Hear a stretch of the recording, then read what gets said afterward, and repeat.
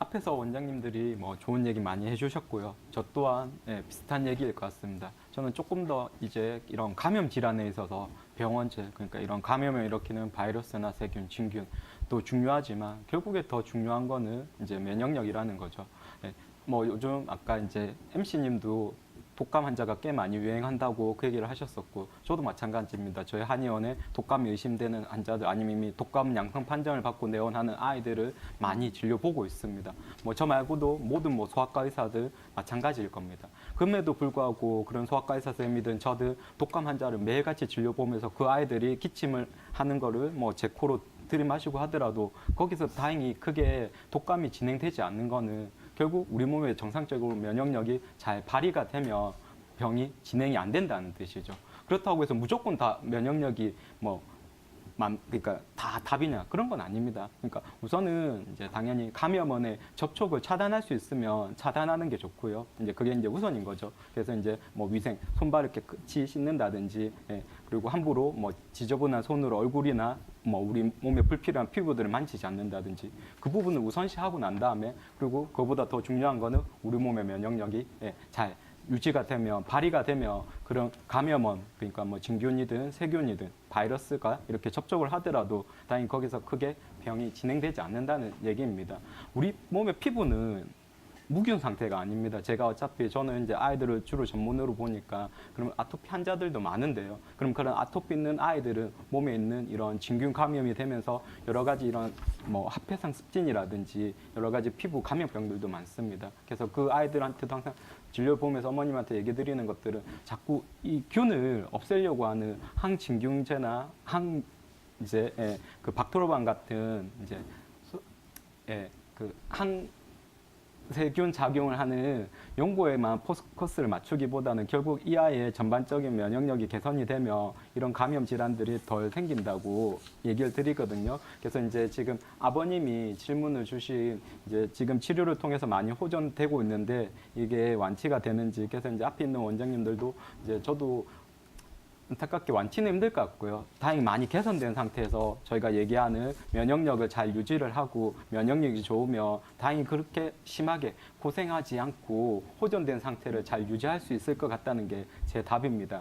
그리고 이런 부분에 있어서 한약 치료가 많이 도움이 된다는 건 앞에 있는 원장님들도 얘기 많이 해주셨고, 그리고 우리나라에서도 대부분의 뭐 시청자님이라면 한약 먹으면 흔히 말해서 보약을 연상시키고, 그 보약이라는 게 우리 몸의 기운이나 면역력을 개선시켜서 건강을 잘 유지한다 그 뜻이지 않습니까? 근데 이건 우리나라 말고 지금 전 세계적으로 특히 뭐 서양의학의 뭐 최고의 의료기관이라고 하는 뭐 존스 홉킨스라든지 클리블랜드 이런 부분에서도 계속 한약에 대한 연구와 그리고 그걸 실질적인 외국 환자한테도 많이 사용을 하고 있습니다.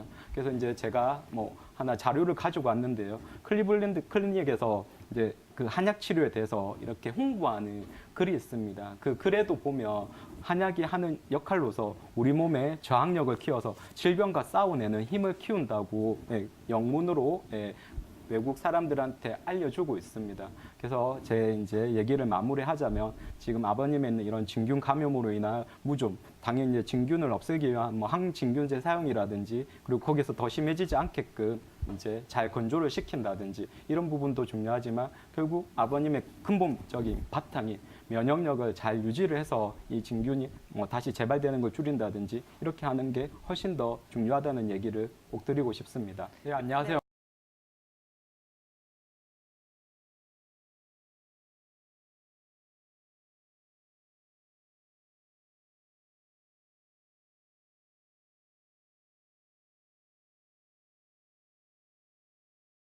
지금 레이저 치료를 하시면서 다행히 호전되고 있어서 앞으로도 레이저 치료를 지속하시면서 다른 치료를 병행하신다면 현재 있는 무좀 증상은 상당히 호전되실 것입니다.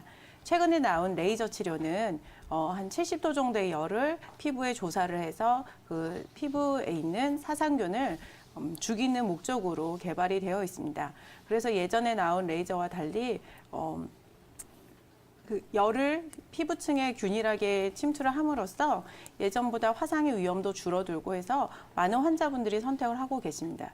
왜냐하면 예전에 나왔던 무좀약은 흔히 독하다 그래서 먹다가 복용을 중지하신다던가 위장 장애를 일으킨다던가 간독성이 있다던가 이런 부작용들이 많으셨기 때문에 이 충분히 오랜 기간 동안 복용을 하셔야 함에도 불구하고 중간에 임의로 중단하셔서 무좀이 잘 치료가 되지 않은 경우가 많았습니다.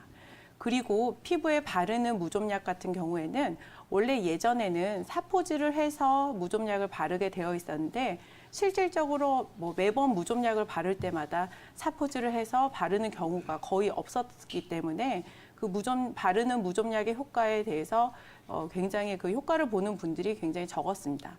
또한 이 정확한 진료를 받지 않고 무좀약을 약국에서 사서 이제 바르시게 되면은 중간에 어느 정도 증상이 좋아졌을 때 임의로 중단을 하게 되시면서 무좀이 아직은 이제 증상은 좋아졌지만 무좀균이 아직 있을 때도 이 중단을 하셔서 계속 재발하는 케이스가 많았는데요. 우리나라에서 2017년 5월 정도에 새로운 무좀약이 이제 승인을 받았고 그 무좀약의 경우에는 사포질을 하지 않아도 이 피부에 충분히 침투력이 높아지고 또한 복용량, 내복량만큼의 효과가 있다 그래서 그 이후로는 굉장히 많이 처방을 하지만 뭐 기존 무좀약에 비해서 다소 단가가 높아서 환자분들이 이제 선택하시는 경우도 있습니다. 그래서 지금 이제 치료를 하신다고 하시면은 레이저 치료를 지속하시거나 아니면 제가 말씀드린 여러 가지 방법 중에서 환자분에게 가장 맞는 방법을 의사 선생님과 상담하셔서 고르시는 것도 좋은 방법이고요.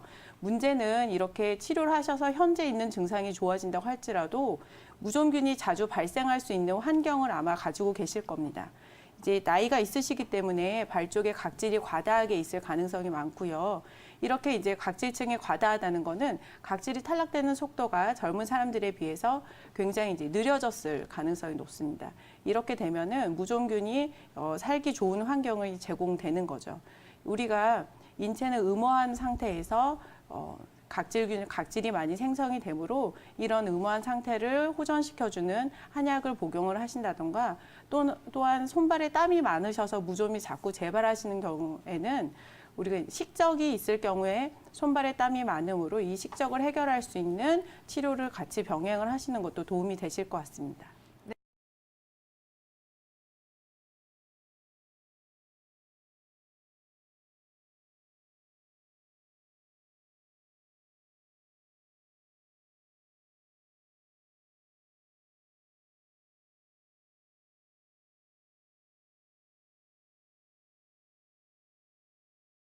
방금 정주영 원장님께서 말씀 잘 해주셨지만요. 예, 원래 이게 그 무좀이라고 하는 것이 그 피부 사상균이라고 하는 균 때문에 생깁니다. 쉽게 생각하시면 곰팡이라고 보시면 될 것 같은데 집에 곰팡이가 한번 생기게 되면은 한번 이렇게 곰팡이 생긴 거를 없애보려고 해도 잘 안 없애지죠. 잘 없애지도 않고 뭐 세제 같은 걸로 발라서 이렇게 딱딱딱 문질른다고 하더라도 다시 재발하는 경우가 많고요. 그와 마찬가지로 이 무좀이라고 하는 것도 잘 안 없어집니다. 그래서 여기 지금 가장 아버님이 가장 궁금해 하시는 것은 완치가 될 것인지에 대해서 굉장히 좀 궁금해 하시는 것 같은데, 단정적으로 말씀드리면은 좀 완치가 되기는 힘들 것 같아요. 왜냐하면 이게 재발도 많이 되고, 그리고 또 이 피부 사상균이라고 하는 것이 피부에서 없어졌다고 하더라도 그동안 입었던 그 옷이라든지 아니면은 양발, 그리고 특히 이제 팬티 같은 거에 옷을 이렇게 바지를 입다가 팬티 같은데 이렇게 그 발가락에 닿게 되면은 또 그게 묻어서 우리가 서해부 쪽에, 그러니까 사타구니부 쪽에 옮겨질 수도 있고 그러거든요. 그렇기 때문에 일단은 완벽하게 좀 고치기 힘들 것 같고요. 일단 중요한 거는 지금 상태에서 많이 완화를 시켜야 되고, 그 다음에는 아까 정주영 원장님이 말씀하신 것처럼 관리를 잘 하시는 게 중요합니다. 일단은 치료할 때 지금 레이저를 치료를 받고 있다고 하시는데, 이거는 진균이기 때문에 일단은 기본적으로 좀 항진균제를 쓰시는 게 좋습니다. 그래서 항진균제를 먹고 그다음에 뭐 연고 같은 걸로 서 진균제를 발라서 일단 진균을 죽여야 되고요. 그다음에 이제 저희 한의학에서 할 수 있는 게 뭐냐면은 면역력을 길러주는 거예요. 우리가 꼭 균이 있다. 우리 그 진균 같은 경우는 우리 몸에 닿았을 때 모두 항상 병이 발생되는 건 아니거든요. 이게 꼭 병이 발생되는 경우도 있고 병이 안 발생되는 경우도 있는데, 병이 발생됐다고 하는 것은 한의학에서는 우리 몸에 있는 그런 저항력이 떨어졌기 때문에 그 진균이 자라는 거를 못 이겨낸 걸로 봅니다. 따라서 한의학에서 치료는 뭐냐면은 진균 자체를 죽인다기보다는 진균이 그 우리 몸에서 자라나지 못하게 막아주는 그 면역력을 기르는 위주로 치료를 한다고 보시면 될 것 같아요. 이 한의학에서 볼 때 피부라고 하는 것은 위기라고 하는 기가 이렇게 흐르거든요. 근데 그 위기라고 하는 것이 이 위자가 그 호의하다 그런 뜻입니다. 그러니까 보호하고 우리 피부를 자꾸 이렇게 그 외부의 사기로부터 들어오는 거를 방어해주는 역할을 해주게 되는데 그 기능이 떨어지게 되면은 진균 같은 것들이 쉽게 치료할 수 있는 거죠. 뭐 진균뿐만 아니라 세균, 바이러스 모두 다 쉽게 침투할 수가 있습니다. 그렇기 때문에 일단은 우리 몸에서 그 방어력을 키워서 외부로부터 들어온 사기를 막아주는 게 중요하고요. 그러면서 같이 진균제를 쓰면은 더욱 좋은 효과를 발휘할 수가 있고요. 그리고 그 집에서 곰팡이가 생기는 조건을 생각해 보시면은 목욕탕 같은 데나 아니면 베란다 같은 데 습하고 습하고 꿉꿉할 때 많이 생기죠. 마찬가지입니다. 예, 우리 몸에서도 그런 환경을 없애주는 것이 좋아요. 그래서 예를 들어서 술 같은 것들을 너무 많이 드신다고 하면은 우리 몸에 습열이라고 하는 것이 생기는데 예, 그렇게 되면은 오히려 곰팡이를 잘 기르는 환경을 만들어주는 것이 몸에서 그래서 음주 같은 것도 좀 자제를 하시는 게 좋고요.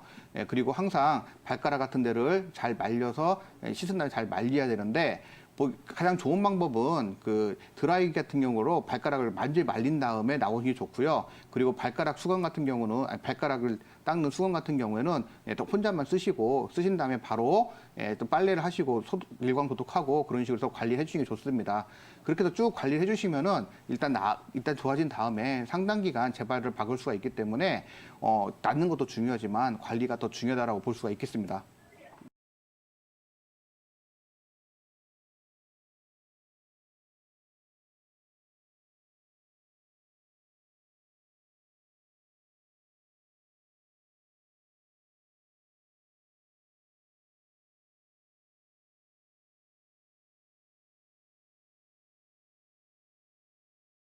네, 무좀이라는 질환은 기본적으로 곰팡이균이 이제 그 피부의 각질층에 영향을 받아서 기생하는 일종의 이제 진균성 질환이라고 보시면 되는데요. 손이나 발 혹은 사타구니 주위에 주로 발생을 합니다.